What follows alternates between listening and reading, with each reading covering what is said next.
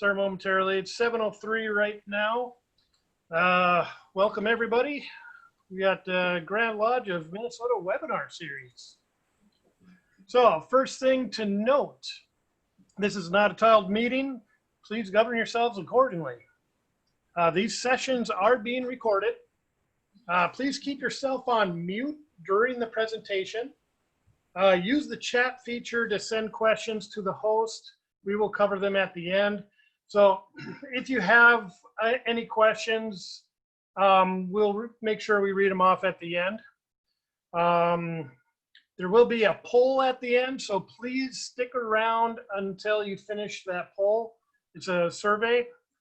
It doesn't take long. It's usually like 2 questions on there. Here's the upcoming schedule. So this Thursday, we have fundraising Beyond the Pancake Breakfast, presented by Worshipful Brother Brad Phelps. Next week, we are beginning to go Wednesdays only. So this will be Wednesdays at 7 o'clock starting next week. And it's only going to be 1 time a week. So we start off with When in Lodge Assembled, Lodge Decorum. Introductory to Masonry Education Program. Freemasons at Gettysburg. And then Grand View Advice from Early Adopters. That is the upcoming schedule. Also take note, you may see this on the Grand Lodge website or on the eMason. Show and Tell Challenge. So this is submitting a video answering the 3 basic questions, which are sponsored by a committee. So what is Freemasonry in Minnesota? Sponsored by the membership committee. What will your life and legacy say about Freemasonry? Sponsored by the leadership committee. And how will you help others find their way to rewards of the craft? By the mentorship committee. So as it says here, submit video content, essays, poetry, art, etc. And then they'll be voted on. For more information, have the website on the bottom there. Again, you can find this link through the Grand Lodge website or on the eMason. And then without further ado, Colonial Freemasonry by Worshipful Brother Andy Niemyer. Well, good evening, everybody. We will now do the world famous screen share. We will see if this happens. I will rely on our host to tell me if everything is seeing. I see it. Does everybody else see it? That's always no. All good. There we go. Yep. Okay. It's taking a while for me. There we go. First off, certainly this is not the level of incredible scholarship that was presented recently via Zoom down in Rochester by the folks from Illinois who do things like Midnight Roundtable, Robert Johnson and the like. It's a brief survey, and I developed it after probably 1 too many. It's February, it's President's Day. Let's look once again at George Washington's Masonic history, because colonial Freemasonry was far more complex than simply Worshipful Brother George Washington. So I want to start off with telling you that what we're going to look at is some of the interesting aspects of how Masonry developed in the 13 North American colonies south of Canada. People forget at that time the British were also colonizing Canada, as well as many of the islands in the Caribbean and the Bermuda area. So without further ado, we'll go over, just so you can see some of the resources that I used to develop this, both books, papers, and several other sources from various places. And I think many of you are familiar with Solomon's Builders. Of course, Freemasonry in North America, that was 1889, but that is available on the net. Likewise, the papers from Freemasonry in rural New England and the founding Freemasons, ancient and modern Masons, and founding elders of America from Liberty University. Ironically enough, because Liberty is not known for exceptional scholarship, but they do have a history department that does produce some interesting pieces now and then. So let's get George Washington out of the way. Of course, he was a member of Fredericksburg Lodge in Fredericksburg, Virginia. His Masonic path took about 20 months from a cold November in 1752, winding up being raised in 1753. And then 35 years later, finally became the charter master of Alexandria number 22. And of course, I'll give you a little preview of the answer to the conundrum that was published in the last Minnesota Mason. The depiction, there are two depictions of Worshipful Brother Washington in the U.S. Capitol building. There was one from a mural that is over on the House of Representatives side that was actually not completed until the 1970s. What I was thinking of was on the bronze valve doors in the entry to the United States Senate in 1868, a panel on the left-hand door was installed showing Worshipful Brother Washington in his Masonic regalia in bronze, laying the cornerstone. So that was what I was thinking of, and that was the first depiction of Worshipful Brother Washington in his Masonic regalia in the U.S. Capitol building. So enough about Worshipful Brother Washington. I want to talk a little bit about how Freemasonry came to the free world, or the New World, excuse me. That was an interesting slip. As near as we can figure, the Scottish Mason, Brother John Skene, arrived in 1682 in the New Jersey colony. And he was, as far as we can determine, and of course a lot of records from then are not that, was the first Mason to come to the early colonies. There were probably others before him. We just don't have records showing that. And at this time, we began to see the building of lodges. More and more came, but we need to bear in mind that we had three branches at this time. This is before the unification of the early 1800s.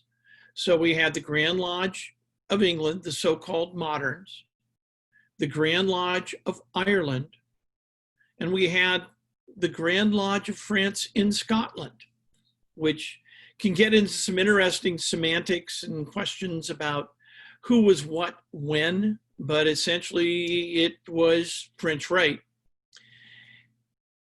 They all started and gradually brought members, or members came over.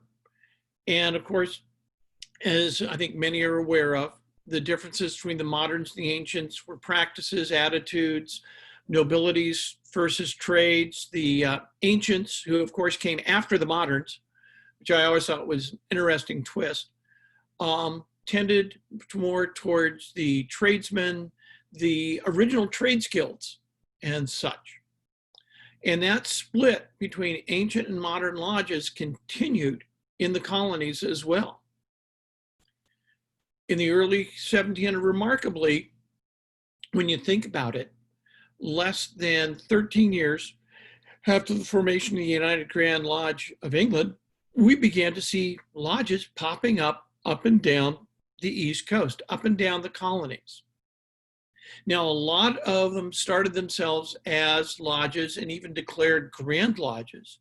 There was even something that I'm just beginning to study now, and these were the lodges that considered themselves, well, Masonry is from time immemorial, so we are starting a lodge and we don't need a charter from anybody because Masonry is eternal. And that led to some real interesting things that I'll discuss a little bit later with one particularly illustrious American Brothers original lodge. And of course, in that time, because transatlantic transportation communication was often fraught with peril and difficulty, it was not unusual for a ship carrying a request for a charter to be lost, and the charter lost with it, or the request for the charter to be lost with it. So these things took time, and these lodges continued to grow and thrive. I think we also need to look very carefully at the role of the military lodges. As Masonry spread, many units, the mainly Royal Army, some of the Royal Navy, had many Masons with them. They had no way of meeting and lodge assembled. So we started in 1733 with the first Royal Army Lodge. And that was, by the way, chartered by the Grand Lodge of Ireland. But the Grand Lodge of Scotland also chartered a great deal. And these military lodges came with their units, with the Royal Army, up and down the colonies. And of course, the Continental Army later adopted that. And there was a sense of mutual respect among the British military lodges and the colonial lodges. You can see that the 17th Regiment of Foot rechartered with the Grand Lodge of Pennsylvania. And later on, after the end of the Revolutionary War, the Colonial Mason General Samuel Parsons made sure that the 17th Regiment got a large amount of their Masonic regalia returned to them as a sign of Masonic unity. So as the political situation developed in the colonies, and there was a greater desire for representation, they wanted representation in Parliament. And they were essentially dismissed as, no, you're just colonies, shut up, do what we tell you. And in fact, if you remember your colonial history, at one point, Parliament grew very peeved with the fact that these colonial legislatures were passing a great deal of laws of their own that they felt were contrary to British parliamentary law, and called for and achieved the dismissal of some of these assemblies. And that caused a great deal of support for the idea of, well, we'll just go on our own. We'll go alone. We don't need you from across in London telling us how to run things we know better how to run. So looking at it, let's look at Boston. Now, First Lodge 126, they say 1733 that they were a Moderns Lodge. St. Andrew's Lodge followed a couple of decades later. They received their charter in 1756. And of course, charter date versus the date they began meeting sometimes are differed by years. They often met years before they gained a charter.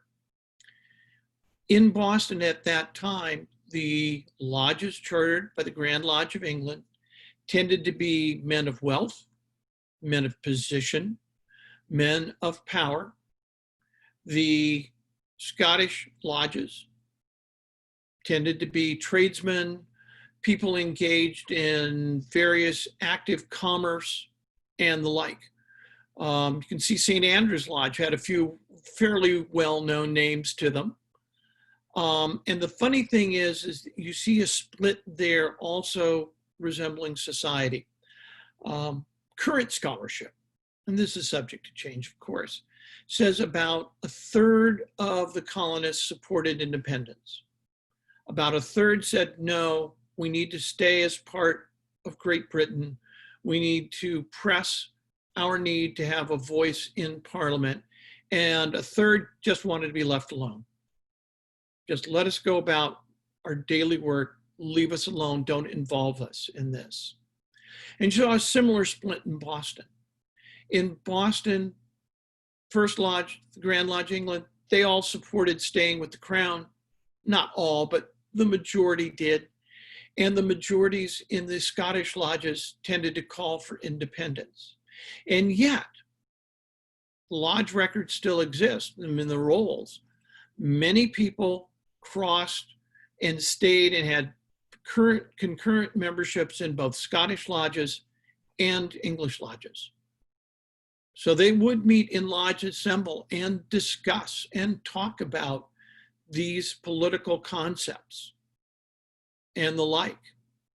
So there was a place where at least the conversations could be held at that time. And it's I think one of the things that when I was looking this up, that was certainly a great, very illuminating for me to see. Now we talked about Brother Washington. Let's take a look at some of the other well-known Masons of the period. Of course, Benjamin Franklin. He was only raised a couple of years before Brother Washington. Of course, he did it at St. John's, at one of my favorite places in American military history, Tun Tavern. I think it was a conundrum I had a couple of years ago. What else is Tun Tavern known for? And that's the fact that it is the birthplace of the United States Marine Corps. Coincidence? I don't think so. The fact that it was a tavern. You can see his Masonic record is most august and justifiably so. And he stayed very active. And of course was active, it is said, in French Masonry during his ambassadorship to France, which gained us so much support, especially in the last half of the Revolutionary War. You might recognize this gentleman, the Marquis de Lafayette. Not only did he belong to a French lodge, but he was also in American Union Lodge number 1, the first US military lodge. There's another one I want to talk about just briefly. And this gentleman was really interesting in a lot of different ways. This brother, he was a war hero, an early American war hero. He did so much to contribute to the victories at Ticonderoga, Lake Champlain, Saratoga, up in at the Lakes region. 11 years before the Declaration, he had been raised at Hiram Lodge number 1 in Connecticut. He was well known for his extension of Masonic charity before, during, and after the rebellion. Really a very true brother. But he had one thing that he will stand out for, either as a man who made a remarkable change in his life, or was an utter traitor to the cause, none other than General Benedict Arnold. So depending on what side of the Atlantic you're on, Brother Arnold is either a great hero or a great traitor.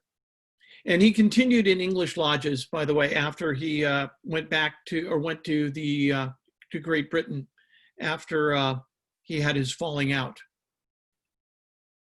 I'd like to spend a little bit of time finally talking about Prince Hall.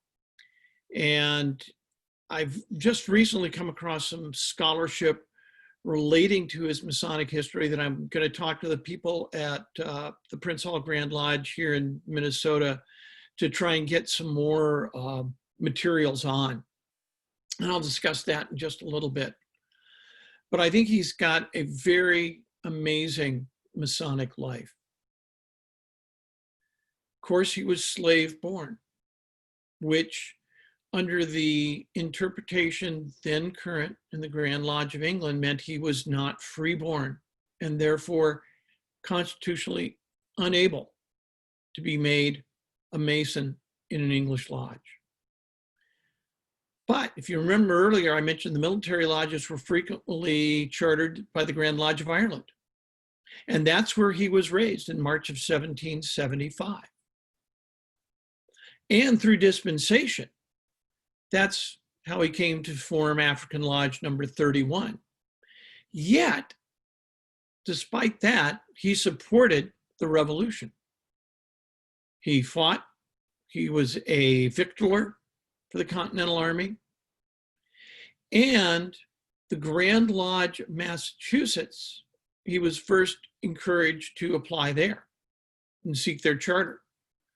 But they adhered as moderns to the Grand Lodge of England's rules and said, no, we will not. After the war, petitioned directly to the Grand Lodge of England. That petition was lost en route. 3 years later, did it again. And finally, interestingly enough, the Grand Lodge of England said, your lodge may have its charter. We will charter this lodge. And I think I would like to go back and do some more research on why they changed their minds. I understand reading there was great amount of eloquent testimony given in the discussion on his behalf and behalf of his lodge. And that was the persuader, but I want to do some more research before I get more, before I put out things that may be a little bit of mythology. And they do claim pride to be the only lodge that retain their original charter from that period. A lot of lodges had them, but they've been lost to time and antiquity. Finally, as we wrap up this part tonight, I want to talk to you a little bit about 3 big myths. And of course, the first one, I think you've probably seen, if we all spend time on the internet, we see a lot of mythology out there. You had to be a Freemason to be one of Washington's generals because he was a Freemason too. It's not true. Out of the 81 generals he had, 33 were Masons. So under half of all his generals were Masons. I think we've seen a lot of stuff, and I expect we will see in the next few days, someone repost somewhere, well, everyone who signed the Declaration were Freemasons. This is all a Freemason conspiracy. Again, mythology.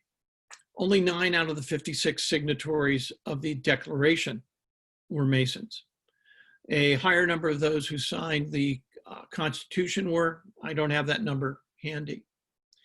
And finally, that delightful one that is all through YouTube and the internet and every place you can wear a tinfoil hat, that the District of Columbia was designed by Freemason and has hidden symbols. And generations of scholars have looked through this and looked at it. There is absolutely no proof that has been discovered to this point that Pierre L'Enfant, the designer of the Washington Street Grid, was a Mason ever.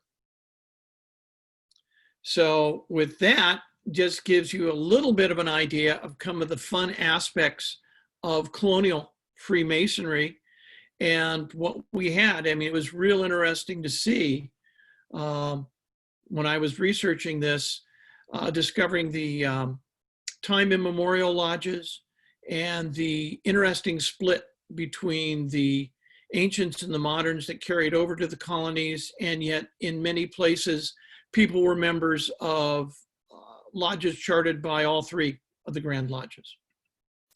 And with that, I will turn it over to you, oh, great host. And if anybody, I will look to see if there's any questions. I will look in the chats. Well, I don't see anything in the chat, but does anybody have any questions?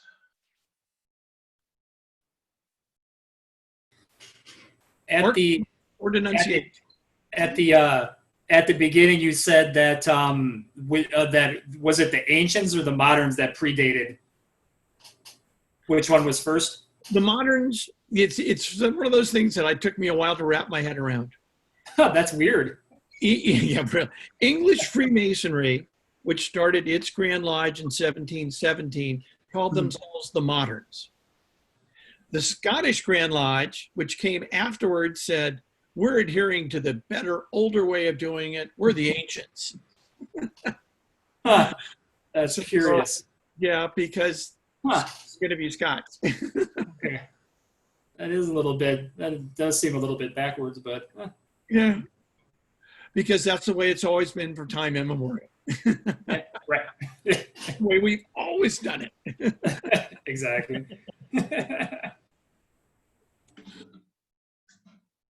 Anybody else have observations or anything you've come across as you've looked in? I have one question. Yeah.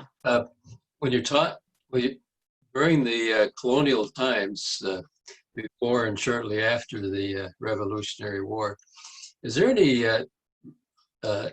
data as to what percentage of the population were Masons? Was it similar to what we have today, or what it was like maybe 50 years ago? I do not know. I do suspect the numbers were small. When you read about how small some of these lodges were as far as members, but then per capita, that's a great question. And it might be one worth pursuing a little bit of research on to see if there's anybody has ever tried to do a estimate of what the actual populations were, or a rough estimate, and a rough estimate of how many lodges, because of course lodges tended to keep their membership rolls personal and to themselves. That's a great question. I suspect it was kind of like it is today, smaller percentage of the general population. Another question, were there any lodge buildings that time relative to all the lodges? Did they have their own building, or did they meet in the taverns? I May think or may not be a myth. I tend to think that they generally met as the English lodges did, which was generally in non-specific places, usually like a tavern or a meeting space above something else. I've read so many times where I've read about lodges here in the United States that started, well, so-and-so was a Mason and he had a business. So when he built his building, he had a space up above so the lodge could meet. But it wasn't a lodge dedicated building. That would be a good question. When was the first purpose-built lodge built in the colonies or US? I might write that down, because then I can remember to go, oh, that's what he asked about, and go look. Say, Andrew, you talked about that Washington is not necessarily bearing any Masonic signs and the like. Now, on the anti-Masonic as well as on the Masonic side, there's a fair amount of literature out there that argues the difference, meaning that the city layout, certain monuments, etc., are clearly associated or strongly tied to Freemasonry. So just curious what your thoughts are there. Well, some of it is wishing things to be so on both sides of it. While L'Enfant there's no history that he was a Mason at all. And we frequently use very common geometric shapes that other architects also use. Some of the people who were involved in the architecture in Washington, D.C. were Masons. And then the question would come, how much Masonry did they incorporate? How many little places might have stairways that consist of 3, 5, and 7 steps? Things like that. I think that there were some folks who honored their Masonic way, but it was not done in such a way as to some overarching, we are going to brand Washington as a true Masonic city. And like I say, Hans, I think some of it also, you make things so because it's easier to explain them when they are so. A little bit, the book I really recommend is Solomon's Builders. That is an absolutely fantastic book. And one that you can gain he really had some great scholarship in it. That's the one I really, and you got to remember, as somebody pointed out, we spent about the first 150 of our 300 years trying to prove that we truly had all of these absolutely irrefutable connections back to time immemorial. And then we spent the last 150 years actually talking about our actual history. I tend to be of the latter school. It's wonderful to build these connections and use them as food for thought, but to truly claim a lot of these things flies in the face of conventional history. Next time we get together, I'll try and put up a link there. The Quattro Coronati, the English Research Lodge, has been doing wonderful series of 2 to 4 lectures a week on the internet by noted Masonic historians, covering all sorts of topics. And there's one that's about 2 hours long on the whole Rosslyn Chapel, and essentially a historian who is also a Mason disproving the Masonic connection to Rosslyn Chapel, much to the disappointment of a lot of people I know. But that's a fascinating one. But I straight apart. Follow-up question, Andrew. As you said that a lot of the lodges were basically originating from the UK, whether the modern or the ancient and the like. Could you speak to how the ritual, the proficiency, the conduct in lodge has changed over the course of time as that independence was gained? What are the significant changes that we are subsequent to the colonial masonry becoming a little bit more independent? What are the significant changes that took place? That's an area that I am sadly lacking in. Most everybody, you recall, most of us derive our rituals from Preston. And then there were various options that became available or were preferred. And then we have the era from, I want to say around the 1830s through the 1880s of traveling salesmen who sold ritual as the authentic ritual to lodges and grand lodges all over North America. And that's really kind of how it propagated. I'll have to look in some of my Quattro Coronati volumes. I think somebody has discussed that. And also the historian for the George Washington Memorial has an excellent manuscript that he is still working on and will hope to publish that looks at the rituals over time and the changes in the language. It's not an area of that I feel I have much expertise about yet, but that'll be an interesting avenue to go down and look at. Yeah, Brent Morris and Art De Hoya were pretty elaborate on the changes that took place subsequent to that migration here into the continental U.S. That there were a number, and according to the point that you make, there was a lot of salesmanship going on. Rituals need to be sold. Rituals need to be kind of attractive to the audience. So there was a lot of fabrication that took place in what we have today, if you compare it to what basically came out of England. In the Grand Lodge archives is a great discussion of this from, I don't know if it was Terry Tilton, may have been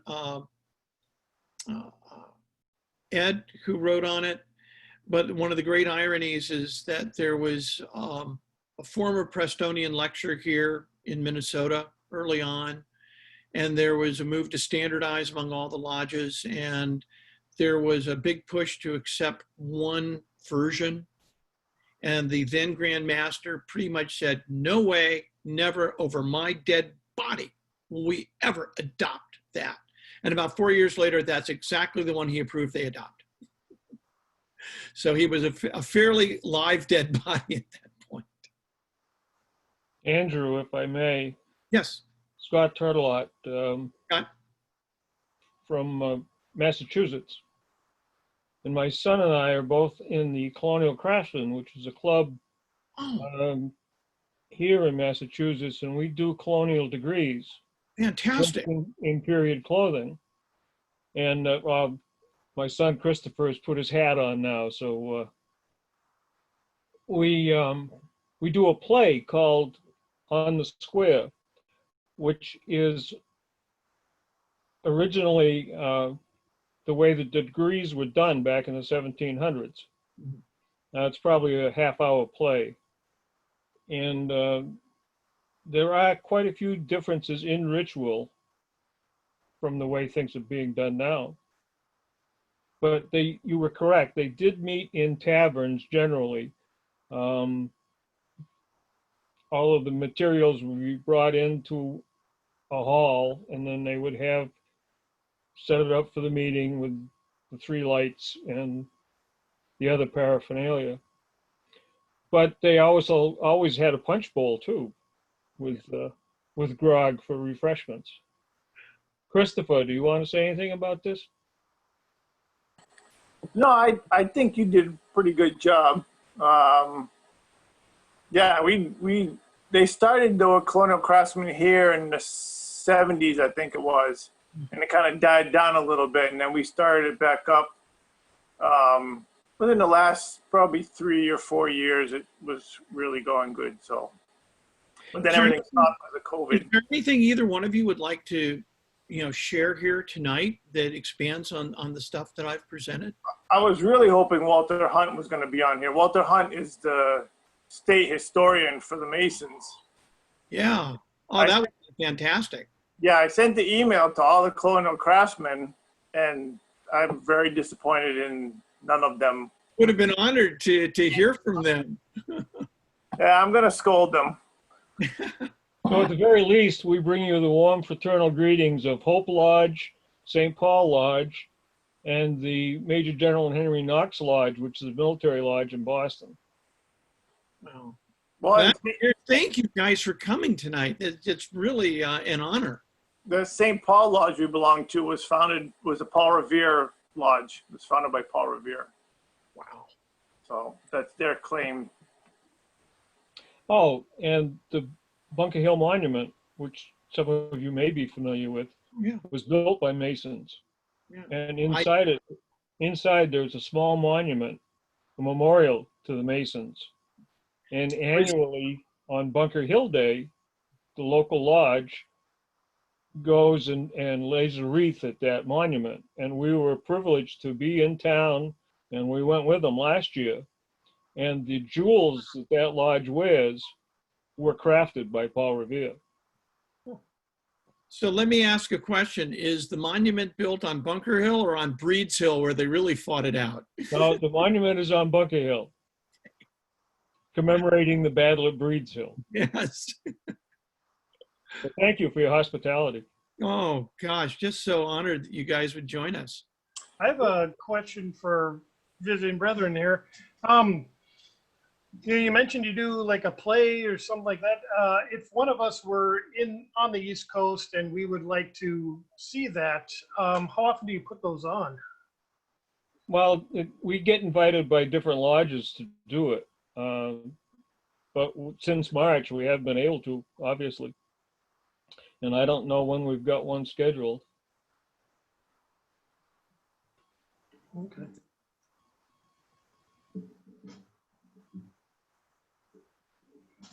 That's fantastic.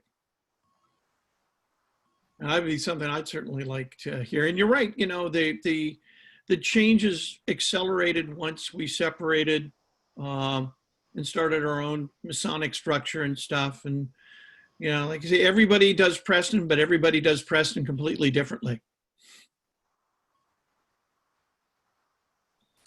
But if any of you are going to be in the Massachusetts area, just get a hold of the Grand Lodge historian, Walter Hunt, because he's now the new president for the Colonial Craftsman. Thanks very much for that. Thank you. Anybody have anything else you want to ask me? Great. Then I win. I appreciate you guys very much for coming tonight. It means a lot.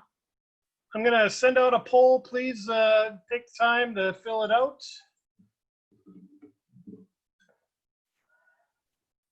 And thanks everyone for coming and joining.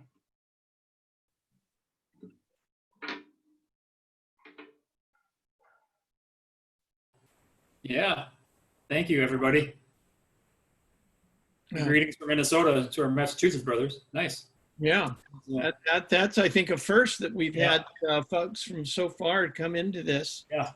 Um, There was another brother from Massachusetts, I think, last week. Yeah, Bill Yeah. Kittredge, William Yep, here we go. Kittredge. Okay.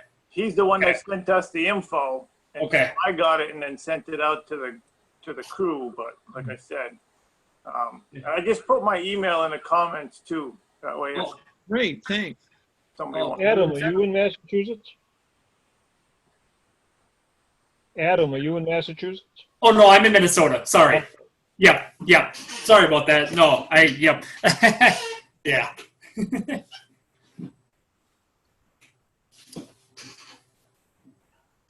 Well, I know the Sojourner. Yeah, that would definitely be an interesting one to watch. I mean, we have a Sojourners group here that dresses up in period specific stuff, but they don't do like they'll do it's usually, I've only watched it a couple times, and they do a flag presentation where they'll talk about the history of usually the nation's flags, or our nation's flag anyway. And but that I would, if I was, yeah, if There's the thread of it. There's not a thread of it. No, nor a shred of it. And all the spread of it from foot to head. I'm National Sojourner also, but in Hawaii. Yep. We don't have National Sojourners in Massachusetts, unfortunately. So, not bad. Excellent. Well, this has been a good one. Yeah. All right. Well, look forward to seeing everybody at the following ones coming up. Thank you for joining again, and thank you Yeah. for to our visiting brethren as well. Thanks. Thank you guys. Yeah. I'll look you up if I'm in Boston and the pandemic's finally over. Yeah, Yeah, definitely. Don't be afraid to send an email. Excellent. Oh, absolutely. we Absolutely. want to stay healthy. Yeah. Oh yeah. All right. Take care, everybody. Hey. Night.